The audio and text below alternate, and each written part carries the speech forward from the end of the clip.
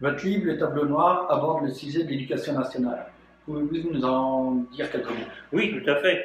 Alors, le tableau noir, c'est un petit peu le fruit de mon expérience d'enseignant. J'ai passé quelques années dans le 93 et évidemment, bon, il décrit la vie dans des bahuts plutôt pourris que dans les bahuts de luxe. C'est pas Henri IV, ce n'est pas Louis le Grand. Bon, ceci étant, les gens qui y enseignent sont de la même nature, qu'ils soient dans des lycées comme Henri IV, Louis le Grand ou dans la Seine-Saint-Denis. Ce sont les mêmes personnels avec les mêmes compétences, simplement ils n'ont pas les mêmes élèves.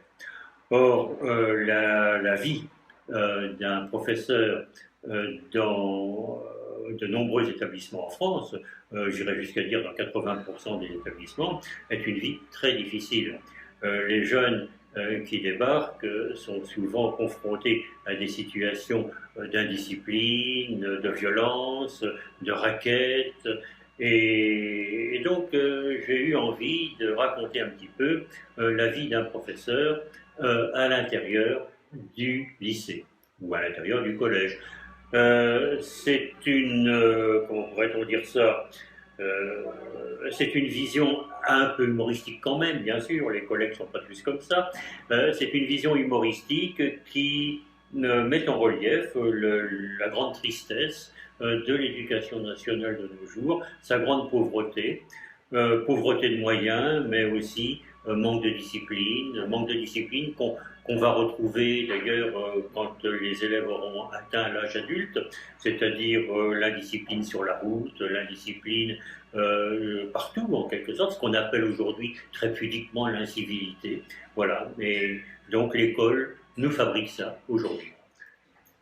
J'ai le plaisir de vous lire un petit extrait de mon ouvrage Le Tableau Noir, qui est édité chez les éditions du Net. Le chapitre 3 en particulier, la machine à café. La machine à café, c'est très important dans toutes les entreprises et en particulier à l'éducation nationale. Après toutes ces rencontres du troisième type, où on a côtoyé les casquettes de rappeurs, les survêtements luisants et froufroutants, les baskets qui font schlac-schlac en fin de journée, avec la transpiration des pieds en lieu clos, les chewing-gums mâchés, la bouche ouverte, avec quelques bulles pétantes, des apprenants qui, avachis sur leurs chaises, disparaissaient presque sous la table, on éprouve un sentiment de grosse fatigue. On n'a pas intérêt à avoir envie d'aller aux toilettes pendant le cours. Pas question de laisser les fauves seuls un instant. Ils pourraient bondir partout en poussant des hurlements tarzanesques et les Jane ne seraient pas les dernières. C'est vrai. Parfois, on imagine la classe comme une sorte de jungle terrifiante où derrière les baobabs d'où pendent de nombreuses lianes, toute la faune est là, prête à l'attaque. Votre second livre, Attention pédophobe, pourquoi ce titre? Ah oui, j'aime pas les bébés. Voilà, déjà, c'est une des raisons majeures. Un bébé, c'est un truc casse-pied. Ça crie la nuit, il faut faire des tas de biberons, il y a des tas... C'est... Quand on y réfléchit bien, c'est pas tant que cela un heureux événement. On voit ça comme un heureux événement pendant un temps, et puis après on est épuisé.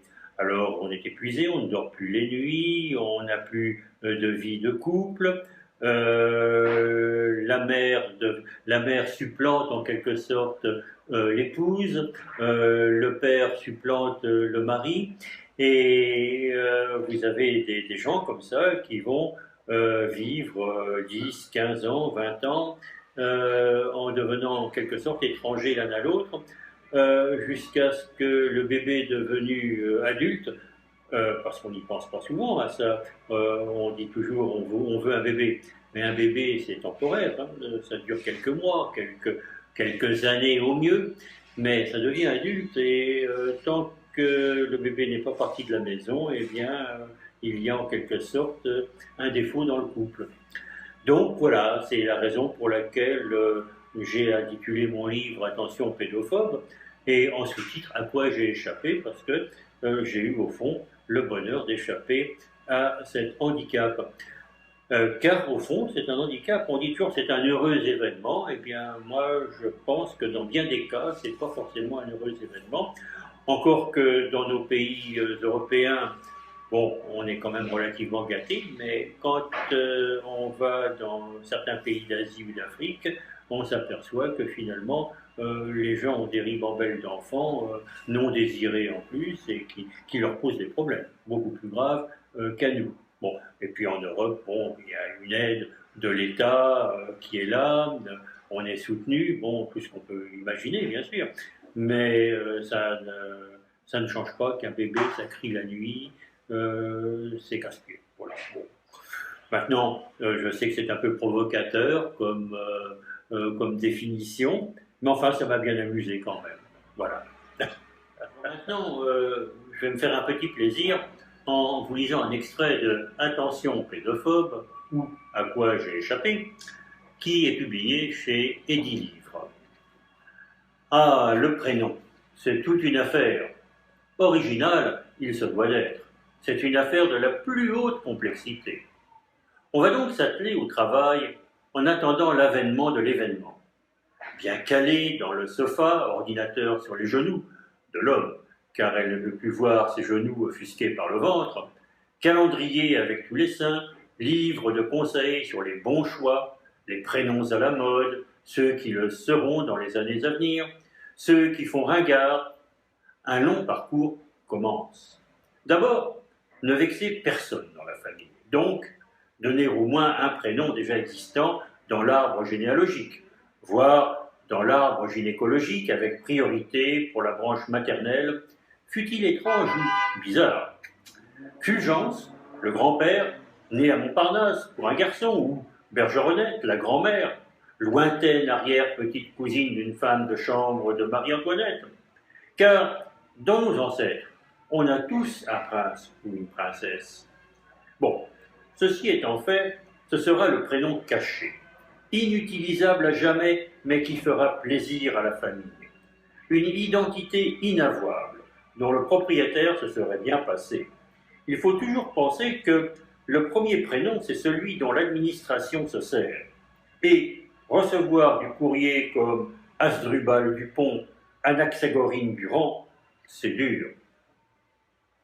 Dans votre troisième livre, vous abordez les contes classiques d'une manière un peu particulière. Pouvez-vous nous en parler? Oui, bien sûr. Bon, il y a certains contes de fées que j'ai trouvé amusant de mettre au masculin, comme Blanc-Neige et les Sept Naines, ou comme Le Bel au Bois dormant.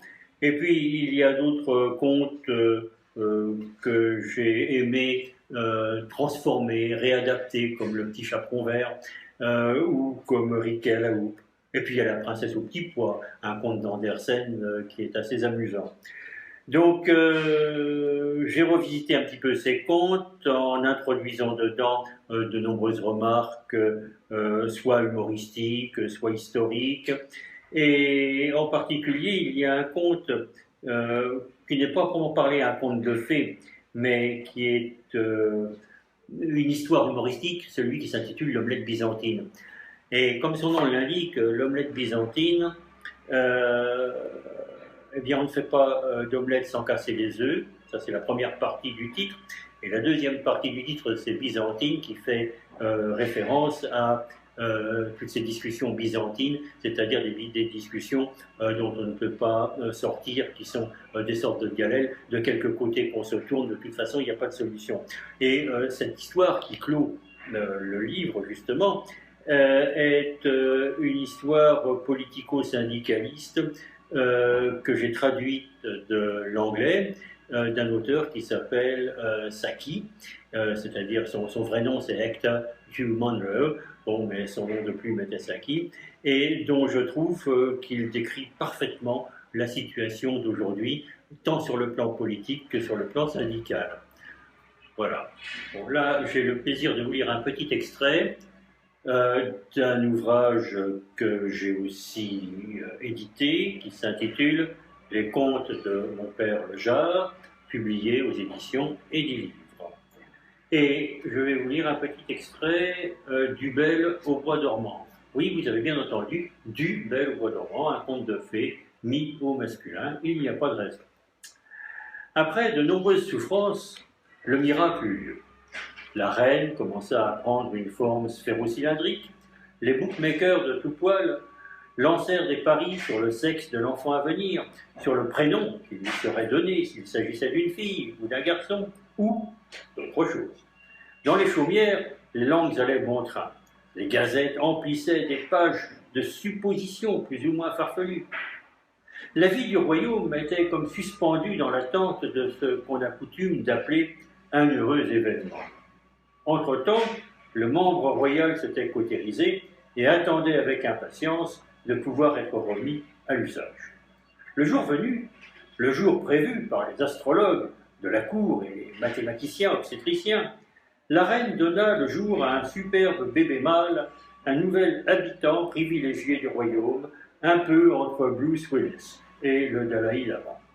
Et chacun de chercher à qui il ressemblait le plus, à sa royale mère, à son royal père, aux ancêtres dont les portraits ornaient l'escalier monumental du palais. Certains iconoclastes se plaisaient à lui trouver une ressemblance avec le général en chef des armées de Sa Majesté, d'autres avec l'astrologue de la reine. Bref, il faisait parler de lui, au détriment des autres, comme toujours en pareille circonstance, où la langue est plus souvent pendue que les criminels.